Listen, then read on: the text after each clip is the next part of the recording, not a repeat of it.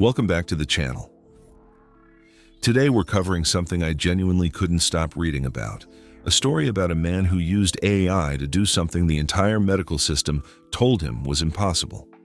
His name is Sid Sijbrandij, co-founder of GitLab, a $6 billion software company.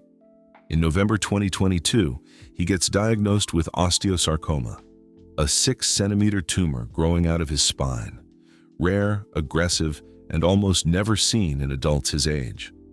They remove the vertebra, fuse his spine with titanium, radiation. Chemo so brutal he needed 4 blood transfusions to survive it. And then, in 2024, it came back. His doctor's message was simple: you've exhausted the standard of care. Maybe there's a trial somewhere. Good luck. So he stepped down as GitLab's CEO, hired a team, and redirected everything toward one problem: keeping himself alive. Now here's where this story becomes an AI story. Sid had spent his entire career building systems to manage complex information. GitLab's internal company handbook is over 3,000 pages long, maintained through version control, publicly accessible on the internet.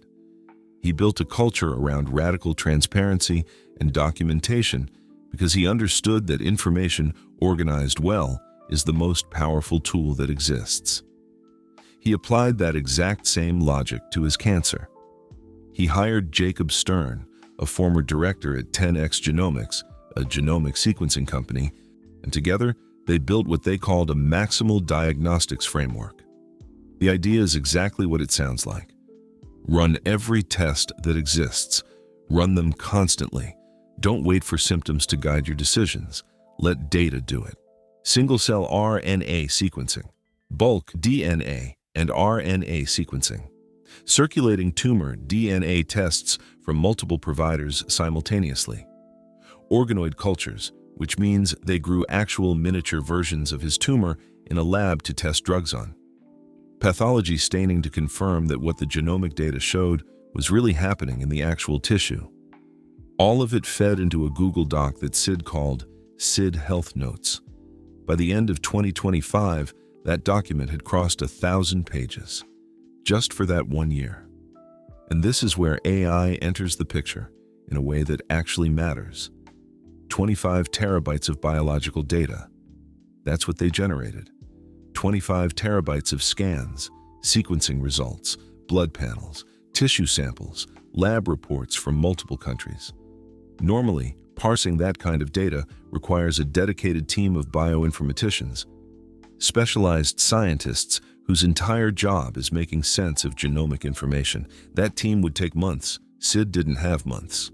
Jacob Stern used ChatGPT to compress that process, not to replace the science is irreplaceable, but to move through it faster, to surface patterns, to generate hypotheses, to connect a result from a sequencing run in California to a paper published in Germany to a therapy being tested in Beijing. AI became the connective tissue between an ocean of data and a set of decisions that needed to be made right now. Sid described it as building a personal research and development loop. Feed it a scan, feed it a blood panel, feed it a tissue result, ask it what changed, ask it what it means, ask it what questions you should be asking your doctors tomorrow, and then go ask better questions. This matters because the standard medical system is not built for speed. Doctors move sequentially. Try treatment A, wait and see. If it fails, try treatment B, wait and see. For a cancer as aggressive as osteosarcoma, that process can take years. Years the patient doesn't have.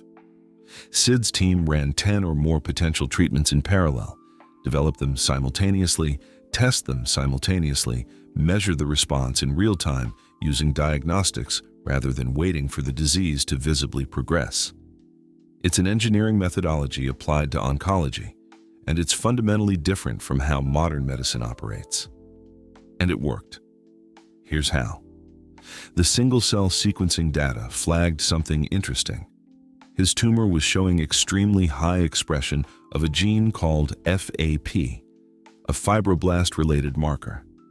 Fibroblasts are cells that normally help build connective tissue, But in cancer, they can create a kind of protective scaffolding around the tumor that helps it hide from the immune system. This finding pointed toward a specific experimental therapy being developed in Germany, a radioligand therapy targeting FAP. So Sid flew to Germany. The treatment itself is worth explaining because it's genuinely fascinating. A radioligand therapy consists of two parts. The first is a targeting molecule, a ligand, that is engineered to seek out and bind to a specific biomarker on cancer cells. The second is a radioactive isotope attached to that ligand. The goal is to deliver what the researchers literally describe as an infinitesimally small nuclear bomb directly to the cancer cell and nowhere else. And before they deliver the therapeutic dose, they first use the same targeting molecule with a diagnostic payload instead. The tumor lights up on imaging. They can see exactly where it is, how much of it there is, and whether the ligand is actually binding the way it should.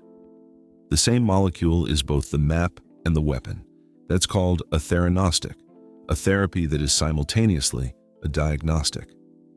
After the treatment, Sid was quarantined for 2 days. He had to collect his own urine for 2 weeks as the radioactive isotopes flushed out of his body. Now, here is the number that I want you to hold on to. Before all of this, Sid's team measured the immune cells infiltrating his tumor using that same single-cell sequencing. Only 19% of those cells were T cells. T cells are your immune system's assassins. They find and destroy cancer. 19% means the tumor had basically built a wall around itself, and his immune system couldn't get in.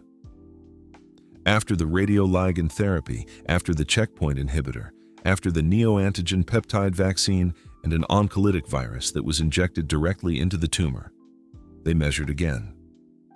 89%, from 19 to 89.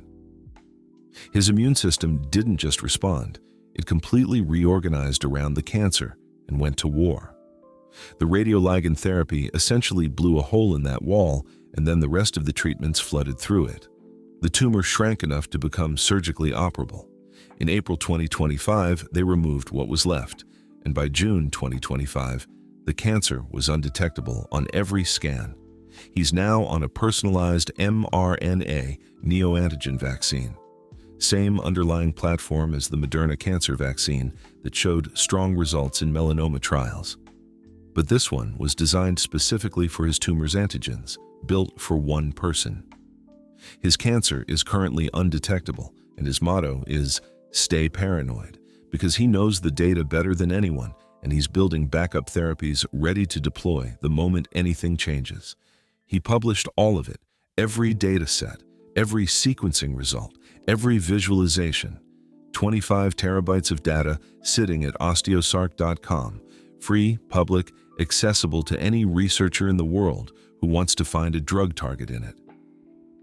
There's even an email address, cancer@sitsi.com, for researchers who find something actionable. The 1,000-page Google Doc equivalent of his cancer journey lives at sietsi.com/cancer. That's it for today. If this story hit different, share it with someone who needs to hear it. Like and subscribe if you want more content like this. I'll see you in the next one.